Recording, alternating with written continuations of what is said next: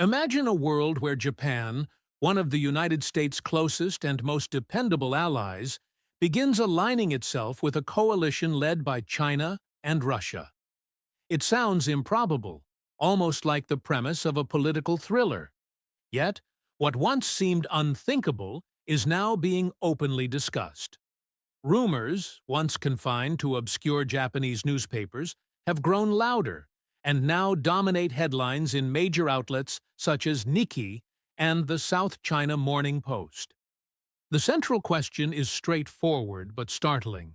Is Japan seriously considering joining BRICS, the economic bloc of Brazil, Russia, India, China, and South Africa, an organization often seen as a direct counterweight to the Western-led order? If this speculation materializes into reality, the consequences could be profound. It would not merely be a shift in trade partnerships, it could reshape global politics, economics, and security alliances in ways that reverberate for decades. The story began quietly. A few months ago, lesser-known Japanese economists began floating cautious proposals in local columns. They suggested that Japan, long tethered to the West, might find new opportunities within BRICS. At first, these were tentative observations, easy to overlook. What was then came reports from Tokyo's diplomatic circles, anonymous yet persistent, hinting that elements within the government were exploring this possibility more seriously. What was once whispered is now part of a global conversation. Prestigious publications such as the Financial Times and The Economist have reported that Japan's Ministry of Foreign Affairs has held discreet discussions regarding BRICS, mist as rumor has become an international tremor. For decades, Japan has served as a cornerstone of American strategy in Asia.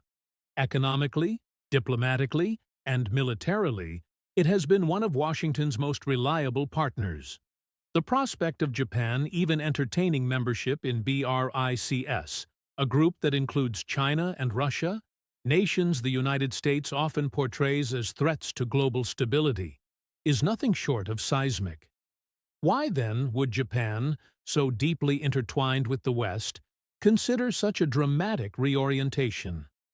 The answer lies in a recent series of American trade measures that Tokyo interprets as betrayal. Following his return to the White House, President Donald Trump reignited tariff wars in March. Japanese car makers, Honda, Toyota, Nissan, were targeted directly. Since nearly one-third of Japanese automotive exports flow to the U.S. market, the new duties were devastating. Nor did the measures end with automobiles. Japanese electronics and high-tech components were also subjected to penalties. Quotas were imposed on seafood exports. What should have been the steady terrain of an alliance instead became a minefield of economic blows. The message from Washington was blunt. America first meant even allies were not exempt. For Japan, this was not simply a matter of economics. It was a wound to the trust built over decades of partnership.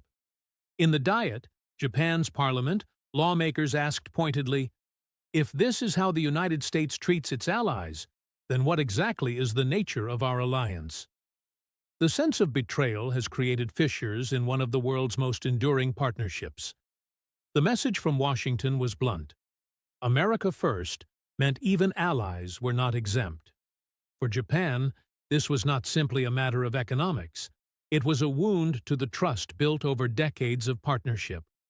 In the Diet, Japan's parliament, lawmakers asked pointedly, "If this is how the United States treats its allies, then what exactly is the nature of our alliance?" The sense of betrayal has created fissures in one of the world's most enduring partnerships. At first, the proposals envisioned Japan as an observer, but recent leaks, cited by Nikkei, suggest that Tokyo is now weighing full membership. This is no small consideration. Japan is a G7 economy, a technological powerhouse, and a pillar of Western alliances. The idea of it joining BRICS is extraordinary. it would not merely be symbolic, it would shift the balance of global power. The rationale is, above all, economic. Japan's growth depends heavily on exports, and BRICS economies are becoming increasingly critical trade partners. Over the past 6 months, Japan's exports to China have risen by 14%, to India by 21%, and to Brazil by 18%. Japanese corporations are negotiating with South Africa on mining projects involving platinum and lithium. Even energy from Russia, despite sanctions, is quietly finding its way to Japan through intermediaries. Crucially, much of this trade is beginning to bypass the US dollar. Contracts denominated in yuan and rupees are gaining ground. For Washington, this represents not only an economic challenge, but also a geopolitical one. The dollar's central role in global finance has long been a foundation of American influence. A Japanese pivot toward alternative currencies would signal a dangerous erosion of that dominance. Within Japan, the debate is fierce. The military establishment remains cautious, concerned that moving toward BRICS could weaken the U.S. security umbrella that has shielded Japan since World War II. The nuclear deterrence provided by Washington is not easily replaced. Yet in the business community, and even within parts of the government, voices argue that loyalty to the U.S. can no longer take precedence over economic survival. "We have lived too long in Washington's shadow," one senior official reportedly said in private. Public opinion is shifting as well. Recent polls by Asahi Shimbun reveal that trust in the United States has fallen below 50% for the first time in 3 decades. Meanwhile, 62% of respondents favor deeper integration with Asian partners, including China and India. Among younger Japanese, this orientation is even stronger. They see the dynamism of Asia, not Washington, as the natural arena for Japan's future. If Japan were to join BRICS, the consequences would ripple worldwide. For the United States, it would be a profound strategic loss. Japan is not merely an ally, it is the linchpin of American power projection in Asia. Without it, U.S. influence in the Pacific would be gravely diminished, and other allies, such as South Korea and Australia, would inevitably reconsider their positions. For China, by contrast, it would be a monumental triumph.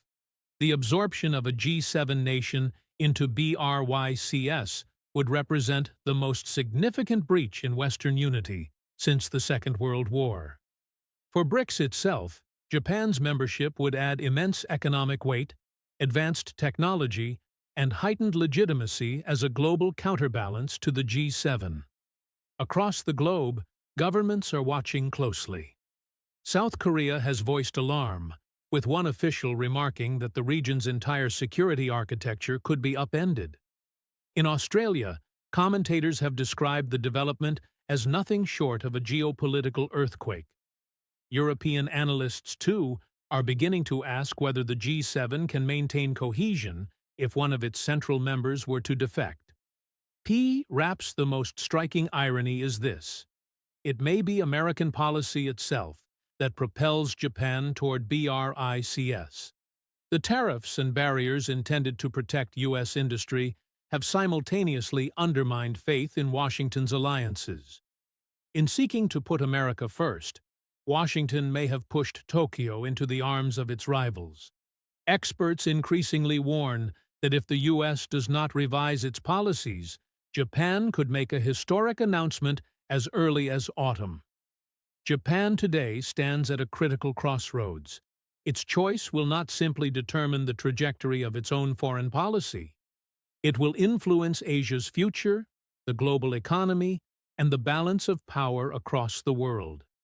If Japan chooses BRICS, it will signify the end of an era, the end of uncontested Western dominance.